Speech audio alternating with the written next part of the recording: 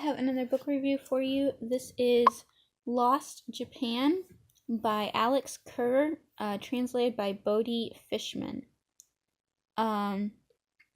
This is a nonfiction about Japan. It came out in 1996, or this one was published in 96.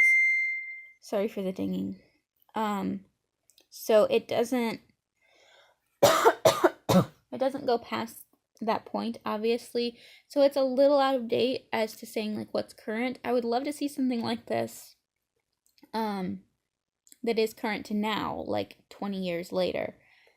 But overall, I really enjoyed this. It talks a lot about the 70s and 80s, and then some about the 90s as well.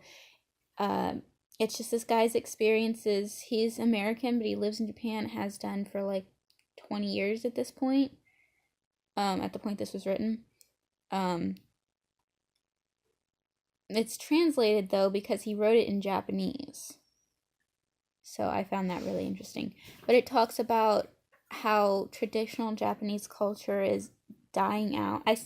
I'm using present tense, but I mean like in the 90s, because that's like where the book is at, if that makes sense.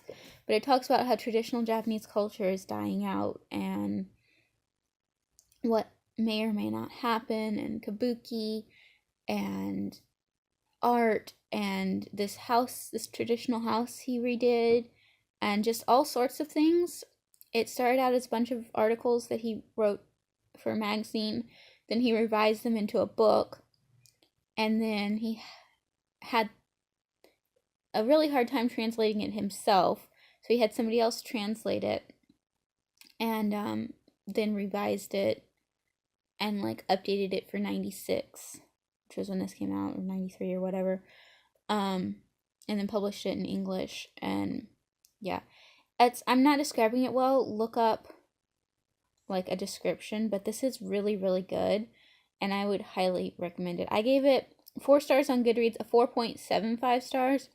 I almost gave it 5 stars, but there was this one part about business, that he was like in the business world, and I really appreciated that it didn't go so in depth that I was bored, but it went like this much too in depth for my interest, so I gave it 4.75 instead of 5, but it was still really good, and I would highly recommend this. You couldn't put it down.